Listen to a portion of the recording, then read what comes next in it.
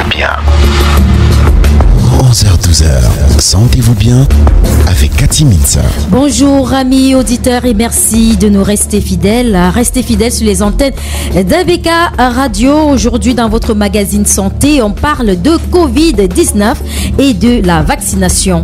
Depuis l'arrivée des vaccins en avril dernier au Cameroun, plusieurs Camerounais restent jusqu'ici réticents à la vaccination contre le Covid-19. Pourtant, la communauté urbaine a mis sur pied un plan d'action de riposte anti-Covid afin de briser la chaîne de contamination et mettre hors d'état de nuire le coronavirus.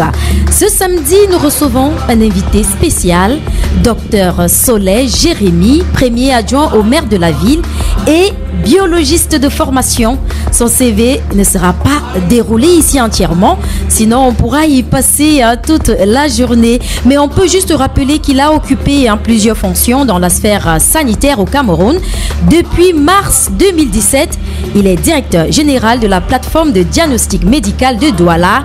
Il a été également directeur général de l'hôpital Akentigny de décembre 2006 à avril 2012. On va s'arrêter là. C'était juste pour rappeler que nous avons quelqu'un de bien étoffé en matière de santé et un véritable expert. Bonjour Dr Soleil Jérémy et bienvenue à ABK Radio. Bonjour, merci de me recevoir.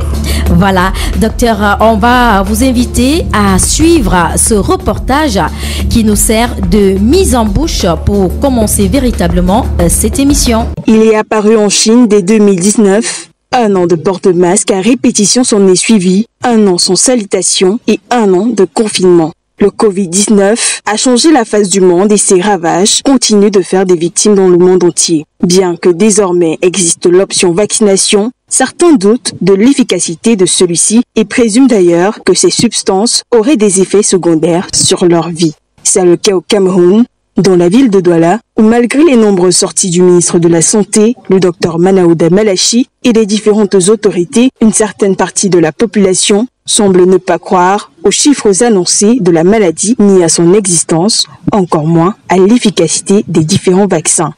Certains ont d'ailleurs coupé tout lien avec les centres de santé de peur qu'ils soient contraints à une éventuelle prise de l'anti-Covid. Pourtant, le vaccin représente la lueur d'espoir d'un retour à la normale dans de nombreux pays du monde. Cependant, au grand malheur des populations et au bonheur du Covid-19, même les simples mesures barrières ne sont pas respectées dans notre pays. Sentez-vous bien. Sentez-vous bien.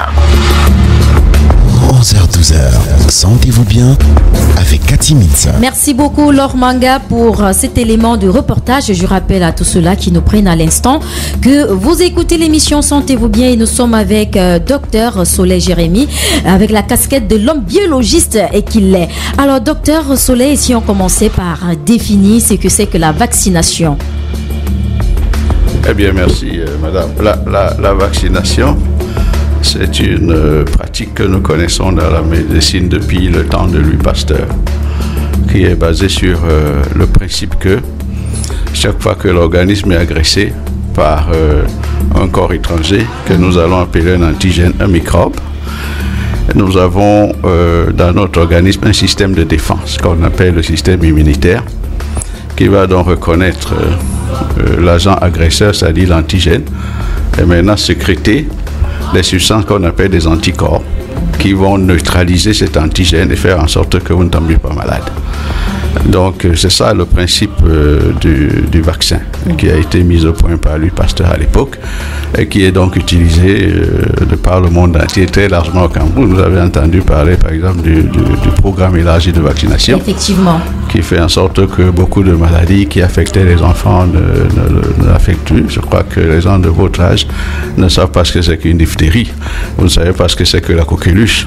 Vous ne savez même plus ce que c'est qu'une rougeole. C'est parce que des générations et des générations de Camerounais, sous l'investissement de l'État, ont vacciné, ont protégé les populations par rapport à ça. Voilà le principe de la vaccination. Alors, docteur Soleil, puisque vous avez un tout petit peu embrayé dans l'histoire de la vaccination du Cameroun, est-ce que vous pouvez nous en dire plus? Vous savez, le Cameroun est un pays situé en zone tropicale. Et la zone tropicale a cette caractéristique que tout pousse en abondance. Parce que nous sommes dans des conditions de température, d'humidité vraiment optimales. Ce qui fait que même les microbes poussent. Et nous sommes donc des pays soumis à ce qu'on appelle des endémies, c'est-à-dire des maladies contagieuses qui restent constantes dans l'environnement. Et donc, il fallait que nous assurions la survie de nos enfants. Pour assurer la survie des enfants, il faut que la probabilité qu'ils survivent soit élevée. Et pour que la probabilité soit élevée, il faut que l'enfant soit bien encadré dans la famille, qu'il mange bien et surtout qu'il évite toutes ces maladies-là. C'est pour ça que le Cameroun, depuis très longtemps, avant même que nous on soit médecins, avait déjà mis des programmes de vaccination en marche pour lutter donc contre ces grandes maladies qui affectaient nos populations. Et donc, nous avons des maladies comme la rougeole. La rougeole était une maladie extraordinaire. Nous, on l'a trouvée. On était déjà jeunes étudiants en médecine ou médecins. Et l'épidémie de rougeole était quelque chose de terrible pour les familles et pour les enfants et même pour le corps soignant. Parce que dans une garde en pédiatrie, en une nuit, vous mourrez une dizaine d'enfants dans les mains. Vous étiez choqués, vous-même vous mettiez à pleurer à la place des parents. Et donc, dans ce pays, il y a même un adage du Nord Cameroun qui disait « Ne donnez jamais le nombre de vos enfants avant l'épidémie de rougeole ». C'est-à-dire c'est quand l'épidémie passe que vous dites les survivants. À notre époque, on n'avait pas une seule école. On a trouvé des camarades qui se traînent au sol parce que les pieds sont paralysés à cause de la poliomyélite. Donc le Cameroun s'est battu des générations et des générations. Chaque génération a fait sa part pour que ces maladies ne soient qu'un vilain souvenir. Vous vous souvenez d'ailleurs que l'an passé, le Cameroun a été certifié pays polio-free, c'est-à-dire que nous n'avons plus de poliovirus sauvage qui circule, parce que là aussi, il y a eu un travail inouï. Vous avez dû vivre ça, ce qu'on appelle les journées nationales de vaccination. Ah oui, oui. Il fallait faire des ripostes, et puis chaque fois qu'on était en train de finir, il y a un virus qui venait des pays voisins. Donc ça nous a pris un travail fou, un investissement énorme de l'État, et puis un investissement humain extraordinaire pour que ça se passe. Donc la vaccination dans ce pays est une pratique courante.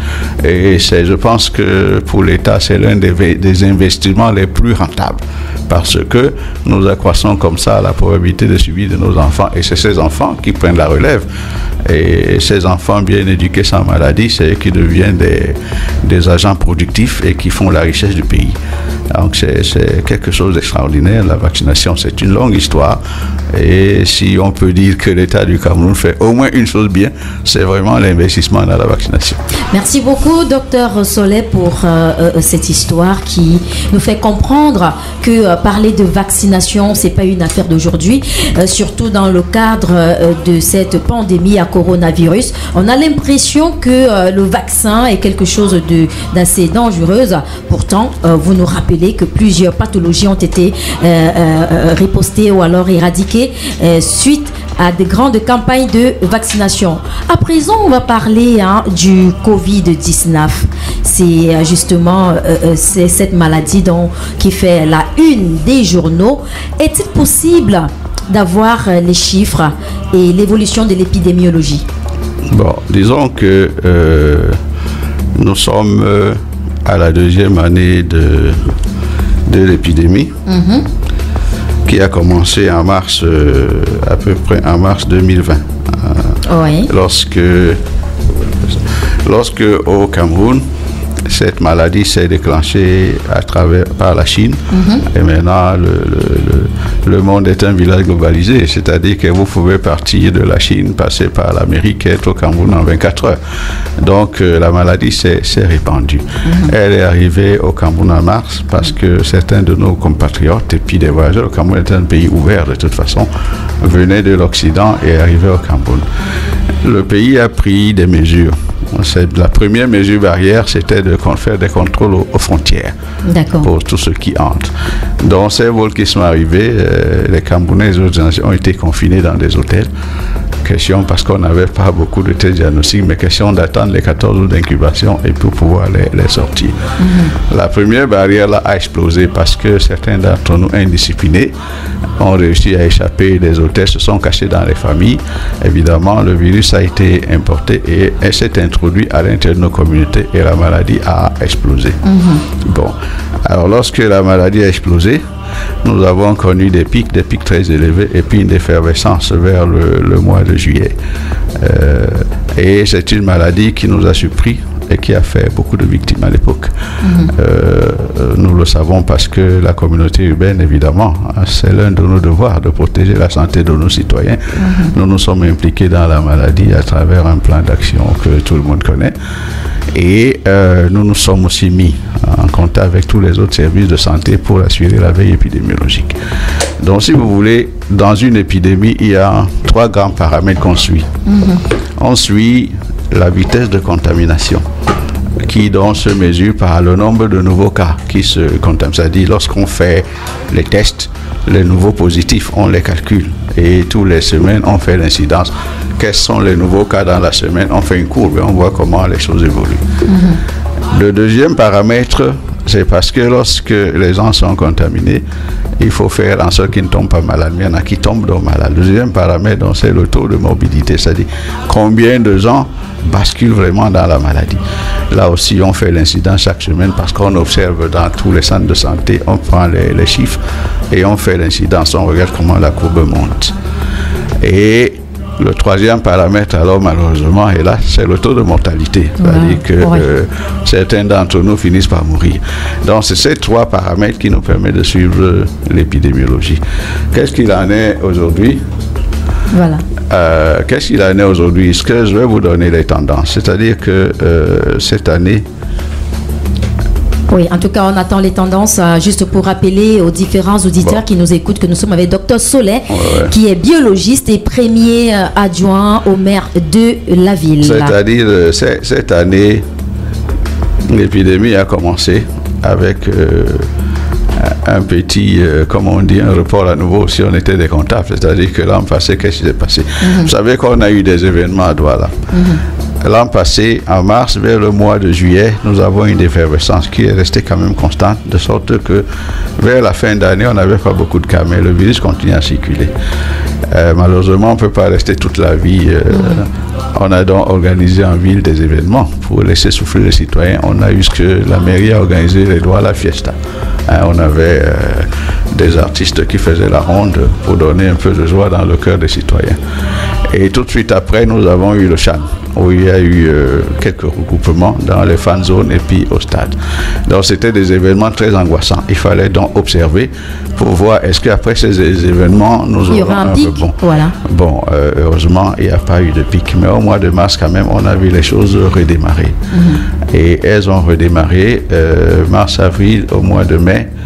Nous avons commencé à observer une effervescence. Donc actuellement, pour suivre les 3 paramètres, tous les 3 paramètres sont en décrue d'une manière significative, dont le taux de contamination baisse. Le virus continue à circuler parce qu'il y a toujours des nouveaux contaminés. Mais la quantité de gens contaminés est réduite pour le moment. Donc le virus circule, mais plus avec la même intensité. Deuxième chose, le taux de morbidité qui se mesure par le nombre de lits qui sont occupés devient aussi bas. Nous avons des centres comme à la Quintini, à l'hôpital général et puis dans les hôpitaux de district. Nous observons que les lits sont vides pour le moment. Mais il y a toujours quelques malades. Et le taux de mortalité aussi a baissé. Ça veut dire que les 3 paramètres combinés nous montrent que nous sommes dans une phase où l'épidémie est en train de descendre. Mais ce qui est important, c'est de noter que le virus continue de circuler puisque nous avons encore des cas positifs. Ça veut dire que nous sommes dans une situation où si nous relâchons, nous pouvons repartir. Nous pouvons repartir.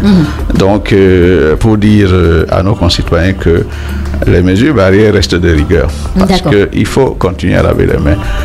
Parce que la manière la plus efficace d'ailleurs de transmettre ces maladies, c'est grâce aux mains. Et le lavage des mains, d'ailleurs, nous a permis d'éviter d'autres choses, comme le choléra, comme les gastro-entérites des enfants, comme beaucoup de choses. Et il faut continuer à mettre le masque lorsque vous êtes dans un contact étroit et que vous êtes en dialogue à moins de 2 mètres, il faut mettre son masque. Et il faut éviter la foule autant que faire se peut. C'est-à-dire que quand ce n'est pas indispensable, vous n'y allez pas. Et si vous êtes obligé d'y aller, gardez votre masque. Donc, nous devons rester vigilants, parce que si nous ne restons pas vigilants, nous pouvons repartir. D'accord. Alors, on va parler à présent du vaccin, parce que lors de la collecte d'informations, beaucoup de Camerounais nous ont dit, on a remonté, on a bombé les chiffres, parce qu'on voulait faire entrer le vaccin. Et depuis que le vaccin est arrivé au Cameroun, maintenant, on nous donne l'espoir, juste pour montrer que c'est le vaccin. Bref. Par rapport à tout ça, on observe des réticences, docteur Solé. Qu'est-ce qu'on peut dire à ces Camerounais qui ont des pensées qui ne viennent de nulle part, mais qui se propagent tout de même au niveau de la conscience collective? Bon, je vais dire 3 choses. D'abord, le Cameroun n'a jamais gonflé le chiffre. Ça n'a aucun intérêt. On gonfle le chiffre pour attirer quoi? Pour avoir quel intérêt? Nous avons essayé de donner les chiffres le plus proche possible de la réalité. Et même lorsque nous avions des chiffres parce que nous avons collecté, on met toujours un facteur de pondération parce qu'on se dit que nous n'avons pas pu tout collecter parce qu'il y en a qui se cachent dans la maison, qui ne viennent pas. Donc nous n'avons jamais caché les chiffres. D'ailleurs, il faut avoir des chiffres réels pour mesurer la riposte et évaluer les moyens qu'il faut. Ça, c'est la première chose. La deuxième chose que je vais dire, c'est d'expliquer un peu que dans toutes les maladies infectieuses et dans toutes les épidémies, nous avons 3 types de mesures. Nous avons ce qu'on appelle les mesures de santé publique. C'est ce que vous appelez mesures barrières. Laver les mains, porter le masque, éviter les foules. Mais les autres mesures aussi, c'est de tester les gens et lorsqu'on est positif, de les isoler. Non seulement de les isoler, mais de travailler dans leur environnement, dans l'assainissement du milieu et de tracer tous les contacts aussi et de faire. Ça, c'est donc la première prise en charge qui nous permet de faire en sorte que nous limitions la propagation du virus, nous limitions le nombre de personnes qui vont tomber malades et que nous préservions un peu notre système de santé. La deuxième prise en charge, c'est ceux qui sont tombés malades. Il faut maintenant les soigner. C'est la prise en charge médicale. Là aussi, les gens racontent des histoires. Pourquoi est-ce que l'Afrique s'en est bien tirée? Moi, je peux parler du Cameroun parce que je sais. La maladie nous a surpris. Vous savez que les premières victimes étaient des médecins et des personnels de santé.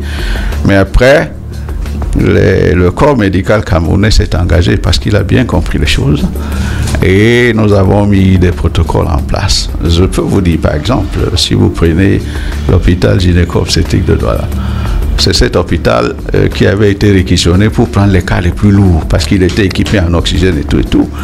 Vous savez que lorsqu'on fait le bilan à la fin, le taux de mortalité dans cet hôpital est inférieur à 9%. Alors que dans les pays européens, il est parfois de 25%. C'est dire la qualité des soins et l'implication du corps médical. Donc nous avons fait du boulot et le corps médical a bien maîtrisé la maladie, est devenu très compétent et le Cameroun s'est équipé, contrairement à ce que les gens pensent. Maintenant, le problème qui se pose, c'est la troisième prise en charge. Quand tu as fait les mesures de santé publique, quand vous avez fait la prise en charge hospitalière, il faut maintenant faire en sorte que l'immunité collective, c'est-à-dire que nous ayons tous des anticorps qui font que le virus n'est plus capable de nous infecter. Et s'il n'est plus capable de nous infecter, ça veut dire que nous-mêmes, nous ne sommes plus capables de le transmettre. Donc le virus ne circule pas. Et pour avoir l'immunité collective, il y a 2 choses. Ou alors vous laissez que tout le monde tombe malade. Et on les soigne. Et on les soigne et quelques-uns meurent, les survivants encore. Ou alors l'autre moyen, c'est la vaccination. C'est la vaccination dans toutes les maladies infectieuses. C'est la vaccination. Donc c'est le troisième volet. Maintenant, le vaccin anti-Covid est arrivé au Cameroun et dans le monde. Mais il y a beaucoup de polémiques. Et dans les médias, nous sommes peut-être à la phase extrême de la démocratie dans les médias qui ressemble un peu à l'anarchie. Et nos populations sont bombardées par un flux d'informations, des gens qui savent et des gens qui ne savent pas, et des gens qui supposent ça va dans tous les sens. Et effectivement, le citoyen est bombardé par ces informations contradictoires, et surtout parfois venant de la radio, parce que nous sommes des Africains, nous sommes de la tradition orale.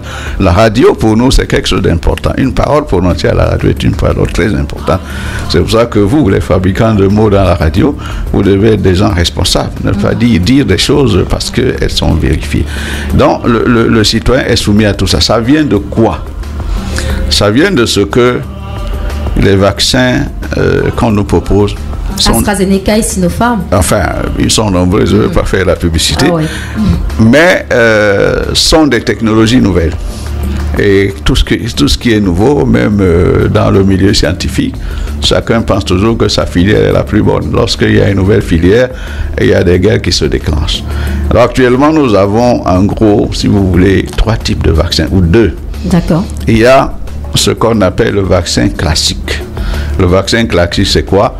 C'est ce que nous connaissons, c'est-à-dire qu'on prend le microbe, on l'atténue ou on le tue, et on vous l'injecte. On entraîne dans votre système immunitaire à le reconnaître. Le système immunitaire crée des anticorps contre cet animal, c'est-à-dire ce facsimilé qu'on amène. Et maintenant, il garde ça dans sa mémoire immunologique, de sorte que le jour où le vrai microbe arrive, il s'attaque. Il s'attaque à lui et il le neutralise. Donc, ce vaccin utilise soit le microbe vivant mais atténué, soit le microbe mort, soit alors une partie de ce microbe prend des protéines spécifiques qu'on donne. Et ça, c'est la technologie que les Chinois ont utilisée, c'est-à-dire la technologie classique. Maintenant, nous avons les deuxièmes technologies qui sont les technologies, on peut les appeler génétiques. Et c'est eux qui font polémique parce que c'est quelque chose de nouveau. Mais ce que je dois dire, c'est que la technologie génétique en elle-même n'est pas nouvelle. C'est des choses qui sont mises au point et bien maîtrisées depuis plus de 25 ans. Donc il a juste fallu qu'on l'oriente vers un problème qui se pose au monde. Alors de quoi il s'agit? Nous sommes constitués de cellules, chacun de nous, Cathy, quand vous êtes là, vous êtes constitué de milliards, de dizaines et de milliards de cellules. Et des cellules qui se coordonnent entre eux, qui fait la grande journaliste que vous êtes et qui vous permet de parler tout ce que vous faites comme fonction. Et chacune de nos cellules est une entité qui a à son milieu un noyau. Le noyau est comme un coffre-fort où est gardé tous les plans de fonctionnement, c'est-à-dire que tout ce que la cellule peut faire, sécréter des protéines, sécréter des hormones, tout le plan de fonctionnement qui fait que l'organisme sont contenus dans la cellule. C'est un coffre-fort. Maintenant, supposons que vous devez fabriquer une hormone, c'est donc dans le coffre-fort qui contient de l'ADN. Comme le coffre-fort ne veut pas sortir, il envoie des copies. C'est ce qu'on appelle l'ARN messager dans le cytoplasme. Et cette copie-là, c'est un peu le mot d'emploi ou les instructions techniques pour fabriquer telle protéine. Dans le cytoplasme, il y a des organismes qui vont lire ce truc-là et puis produire la protéine en question. Alors, ramenons ça au vaccin. Le coronavirus a une clé sur sa membrane qu'on appelle la protéine S, la protéine Spike. C'est avec cette clé que ce virus-là, ça rime à nos cellules. Et ça rime, parce que s'il n'a pas cette clé, il ne va pas se fixer. Il se fixe donc dans nos cellules. Après, il injecte son matériel génétique, qui lui va donc dans notre noyau, dans le coffre-fort. Oui. Détourne maintenant le coffre-fort à son usage et va donc commencer à fabriquer plusieurs particules virales qui vont éclater et vont envahir d'autres cellules. Voilà le principe. Qu'est-ce qu'on a donc fait?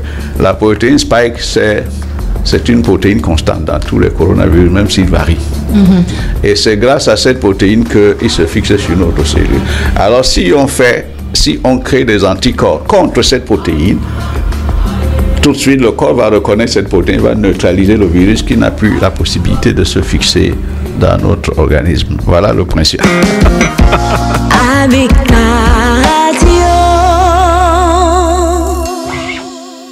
C'est-à-dire le gène qui code, qui permet à une cellule de fabriquer la protéine Spike. on le prend sous forme d'ARN messager. On injecte directement dans une cellule.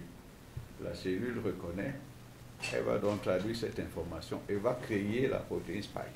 Et dès que la protéine spike se forme, les cellules de l'immunité reconnaissent cette protéine et maintenant créent des anticorps contre cette protéine, neutralisent la petite quantité et gardent ça en mémoire. Donc le jour où le vrai virus arrive, il est tout de suite. Voilà donc le principe du vaccin à ARN. Maintenant, il y a un autre vaccin génétique, mais qui est ADN. Qu'est-ce qu'on fait? On prend un adénovirus, c'est un virus qui affecte les hommes, mais qui ne fait pas beaucoup de maladies. On l'atténue et on le rend non réplicable, c'est-à-dire qu'il ne peut pas se multiplier. Bon. À ce virus-là, on va dans son ADN et on intègre le petit bout d'information génétique qui permet de coder la protéine S.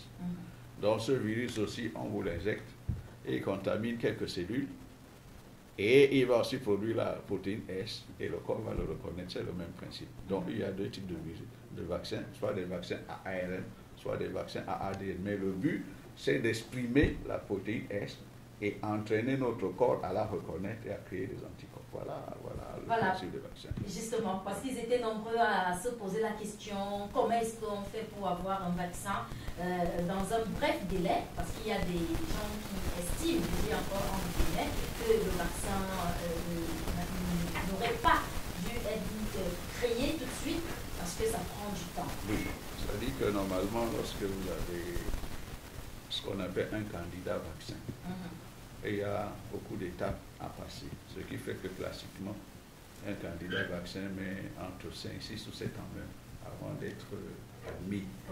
Bon. Nous sommes ici en situation d'urgence où un virus est en train de ravager le monde entier. Donc, certaines étapes ont été raccourcies, ont été faites rapidement. Parce qu'il s'agit de quoi? Il s'agit d'avoir le candidat vaccin, de créer un modèle animal, de tester ce vaccin dans le modèle animal, de s'assurer qu'il est efficace parce qu'il produit des anticorps, qu'il est inoffensif parce qu'il ne crée pas d'autres maladies, ou alors relativement. Après, vous passez à des essais sur l'homme à petite échelle, après à des essais à grande échelle, ainsi de suite. C'est donc après toutes ces étapes, on a observé les effets secondaires, on a observé qu'on donne la certification pour dire que ce vaccin est bon ou il n'est pas bon. Maintenant, c'est tout à fait normal que les gens soient inquiets. Comment est-ce qu'en 6 mois, en 1 an, on a produit un vaccin? C'est parce que la technologie de base est bien maîtrisée depuis 25 ans. Donc, on n'a pas inventé le couteau à couper le beurre, on n'a pas commencé. Donc, on est allé jusqu'à un certain point, c'est-à-dire que rendre les virus non réplicables,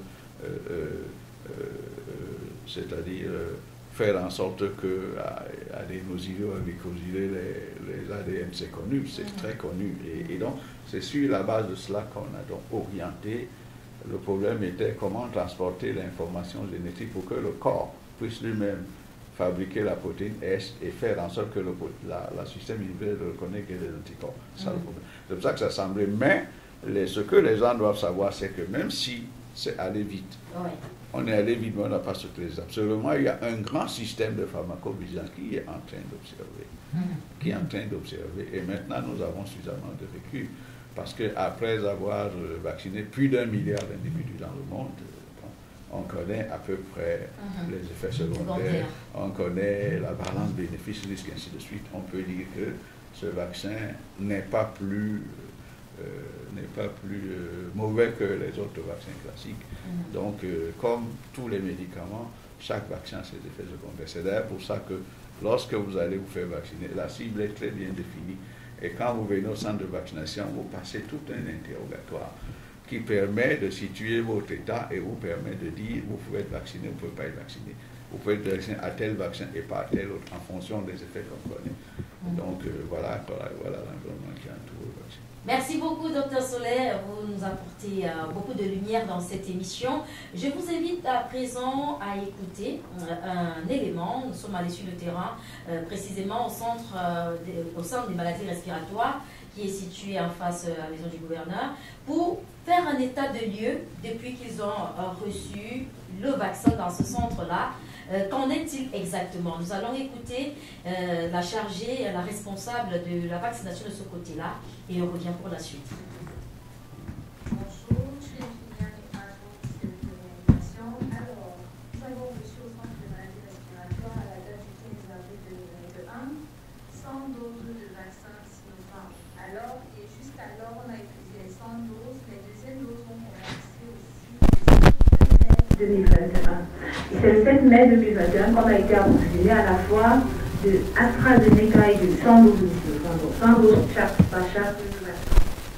Ok, et juste alors, comment dire, on a plus de 100 personnes qui ont reçu le vaccin AstraZeneca, qui ont reçu le vaccin Sinopharm, et nous sommes déjà à une cinquantaine. La semaine prochaine, je vais vacciner certaines personnes, nous avons fait une soixantaine de personnes qui ont reçu AstraZeneca. Le plus on a 18 ans, et au-delà de 18 ans, je pense que ce qui a motivé le plus jeune à venir se faire vacciner, c'est cette peur du Covid-19, après le Covid-19 en fait.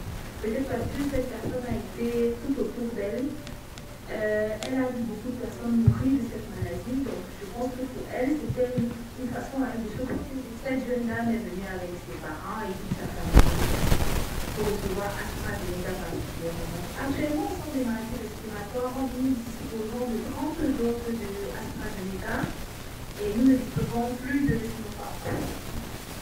Le stock est déjà utilisé et qui malheureusement ne pourra pas être approvisionné, peut-être parce qu'il n'en a plus assez.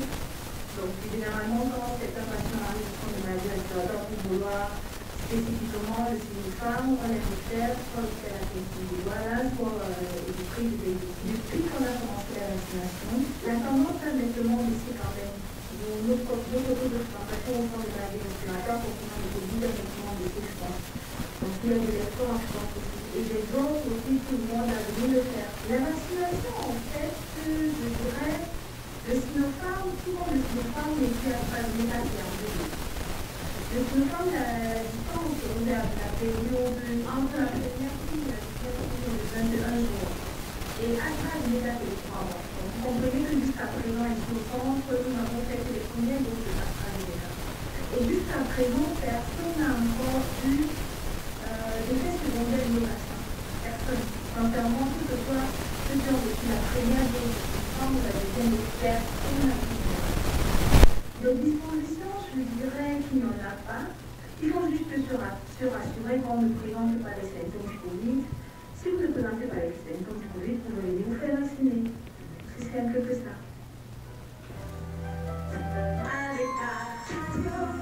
Sentez-vous bien. 11h-12h, sentez-vous bien avec Cathy Nilsson. Merci à Cycliette Yonke, qui est responsable de la vaccination du côté de ce centre, le centre des maladies respiratoires. Docteur Soleil, vous l'avez écouté, est-ce qu'on peut se dire qu'au-delà de tout, les Camerounais prennent quand même conscience qu'il faut absolument se faire vacciner? Parce que quand on écoute cette dame, les nouvelles sont bonnes, même si ce n'est qu'une infime partie, parce qu'il y a beaucoup de centres de vaccination. Qu'est-ce qu'on peut dire? Oui, je voulais dire que quand on va se vacciner, il faut mesurer le bénéfice et il faut mesurer les risques. D'abord, est-ce qu'il y a intérêt à se vacciner? Oui, je pense qu'il y a au moins deux intérêts. Il y a un intérêt personnel, parce que c'est bien établi maintenant que les gens qui sont vaccinés, même si le vaccin ne t'empêche pas d'être en contact avec le virus, c'est pour ça qu'il faut continuer les mesures barrières. Mais même si celui qui est vacciné contacte le virus et ne bascule pas dans la grande maladie, puis le portage est très court. Donc quand je me vaccine, je me protège moi. Donc ça réduit moi le risque d'être malade, mais ça réduit aussi pour moi le risque de pouvoir transmettre la maladie. Le deuxième intérêt, c'est que je protège ce que j'aime. Et le troisième intérêt, c'est que quand le coronavirus sévissait et que nous étions obligés d'enterrer plusieurs de nos compatriotes, moi je l'ai senti, puisque nous, à la communauté urbaine, en plus de ce que nous avons fait, rendu concret les mesures barrières, nous avons soutenu les hôpitaux, mais nous avons ici aussi obligé d'enterrer des morts. Donc, dans notre unité Bord-de-Saint, ils ont obligé d'aménager un espace. Nous avons fabriqué des cercueils jour et nuit. Moi, je ne dormais pas parce qu'il fallait gérer. Donc, ça fait la désolation dans tout le pays. C'est le système économique qui a commencé à s'effondrer. Vous avez vu, en tant que nous avons perdu des points de croissance. C'est des gens qui ont perdu l'emploi, c'était le désespoir, c'est des petits artisans qui peuvent faire la situation. Donc, nous avons aussi un intérêt collectif. Parce que lorsque la ville tourne bien, nous tous on est contents. Donc nous avons un intérêt collectif à participer aussi dans le soutien de la vie économique et la vie sociale. Donc il y a au moins 3 intérêts à se vacciner. Maintenant, lorsque le vaccin a commencé, il y a eu des cibles. Dans un premier temps, on a dit les gens qui sont au front, personnel de santé, c'est personnel des agents de l'ordre et tout ça qui ont tout le temps contact de gens. Maintenant, on a modifié la cible. Et il fallait aussi regarder les statistiques de mortalité. En réalité, 90% des gens qui sont morts, ce sont des vieux qui ont au-delà de 60 ans. Et c'est pour ça donc que la première cible était les gens qui sont au-delà de 50 ans, que vous soyez malade ou pas, il faut vacciner. Maintenant, on a remodulé la cible pour dire tous les gens entre 18 et 50 ans. Si vous avez une comorbidité, parce que vous êtes obèse, vous avez le diabète, vous êtes hypertendu, donc des facteurs qui peuvent aggraver le vaccin ouvert. Et je suis sûr que bientôt, ce sera ouvert à tout le monde. Donc nous devons nous vacciner parce que nous devons aussi contribuer à la constitution de cette immunité collective qui va faire que le virus ne circule et qui va donc nous sauver de cette phase de latence où nous sommes inquiets parce que qu'est-ce qui va devenir? Est-ce que ça va repartir? Ça ne va pas repartir. Le vaccin peut donc aider, plus les mesures barrières, parce qu'il ne faut jamais les laisser. Le vaccin, en plus des mesures barrières, peut donc faire en sorte que cette période de latence-là, que cette maladie disparaisse complètement et qu'elle ne devienne que un autre souvenir. Donc nous avons intérêt à nous vacciner. Alors on va parler, c'est vrai, vous avez déjà commencé à énumérer quelques volets du plan d'action de la communauté urbaine, mais j'aimerais qu'on revienne là-dessus pour dire aux Camerounais ce que les communes font pour elles concernant cette maladie. Bon, d'abord il faut dire que dans une des responsabilités des communes, c'est, comme nous disons, c'est d'améliorer la vie de nos citoyens. Et l'un des volets d'amélioration de la vie, c'est de les protéger contre la maladie. C'est pour ça que vous nous voyez curer les caniveaux, vous nous voyez faire parce qu'il ne faut pas que l'environnement continue à nous agresser. Et donc, lorsqu'une épidémie se déclenche dans une ville, la communauté urbaine et les communes ont le devoir et l'obligation de se mettre en ligne de front. Et c'est ce qu'on a fait. Et pour ne pas aller au hasard, nous avons bâti un plan d'action. Un plan d'action très très bâti, dont l'ossature est la suivante. La communauté urbaine se positionne comme celui qui cherche les moyens. Et la mairie d'arrondissement se positionne comme l'effecteur qui est sur le terrain et qui fait en sorte que les choses se passent sur le terrain. Donc ce plan avait un objectif. L'objectif, c'était que nous devons agir pour casser la chaîne de transmission. Et le deuxième objectif, c'est que nous devons préserver le tissu économique pour que l'activité économique de la ville fonctionne. Alors, il est bâti sur quoi? Il est bâti sur le fait que nous devons soutenir tous les volets de la lutte. Premièrement, les mesures barrières. Donc, quand on nous dit laver les mains, porter le masque, éviter les foules, il faut rendre ça concret. Laver les mains, il faut que nous donnions aux citoyens la possibilité de laver les mains. C'est pour ça que vous avez vu la communauté urbaine et les communes de Douala se mobiliser dans la mise en place des grands cubitaires géants que vous avez d'avis dans la ville, qui étaient fournis en savon et en truc pour que les gens puissent laver les mains. Et les communes d'arrondissement sont allées jusque dans les quartiers à distribuer des petits seaux dans toutes les... Vous avez vu ça dans tout Douala. Dans toutes les boutiques, je crois que vous avez même dû avoir un seau de vin avec aussi. Et donc, c'était donc de mobiliser les énergies internes, c'est-à-dire que d'apporter ce que les comptes, mais de mobiliser toutes les forces vives et toutes les élites dans ce tout. Donc, nous avons rendu concret le lavage des mains. C'est quelque chose de très important. Même en Occident, eux, ils n'ont pas pensé à ça. Parce qu'ils ont pensé aux grands hôpitaux. Exactement. Deuxièmement, il fallait que les gens portent le masque. La communauté urbaine de Douala et les communes ont dit il faut qu'on mette en mouvement au moins 2 millions de masques. Parce que nous avons prôné depuis toujours, parce que nous observons dans nos hôpitaux qu'avant les masques synthétiques, même en chirurgie, nous avons utilisé des masques de tissu avec deux épaisseurs de coton. Ici à Douala, nous avons préconisé cela avant même que le niveau central le préconise.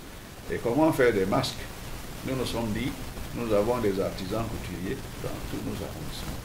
Et donc les ateliers sont en train de fermer parce que les gens ne poussent plus des ateliers. On les a donc regroupés arrondissement par arrondissement en atelier. Nous avons fourni du matériel et ces gens-là ont fabriqué des masques. En quantité. En quantité. Et nous achetions donc ces masques et nous les redistribuons. Donc nous avons pu mobiliser comme ça plusieurs millions de masques. Et nous avons pu sauver aussi l'activité des artisans qui ont pu survivre parce que les ateliers n'ont pu fermer. Ils se mettent ensemble. Celui-ci apporte le fer à repasser, l'autre la piqueuse, l'autre la sutureuse. Et puis finalement, on fait l'atelier. Voilà. Maintenant, les foules, les mairies étaient obligées de prendre leurs dispositions. Premièrement, les marchés.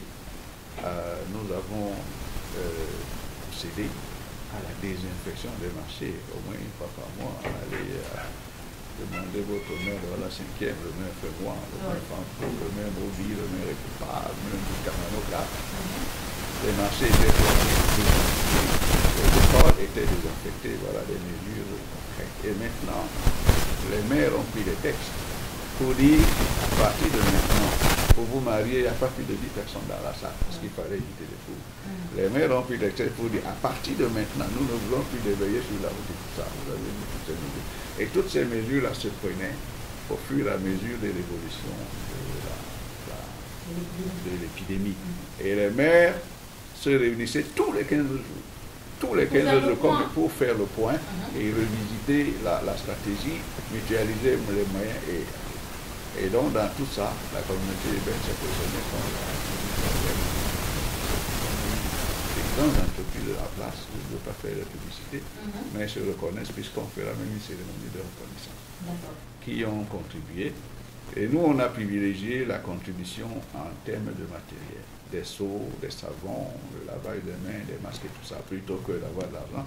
Bon, il y en a qui ont contribué en argent, on a fait un compte bancaire spécial pour ça, qui est audité tout le temps et tous les contributions. Et maintenant, l'autre volet, c'est que certains de nos compatriotes sont pris en charge dans les hôpitaux.